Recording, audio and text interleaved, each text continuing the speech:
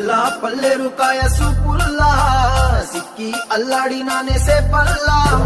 పసిడి పచ్చాని అరసేతుల్లా ధర పోస్తా ప్రాణాలు తానే అడగాల సీతా కోకల్ల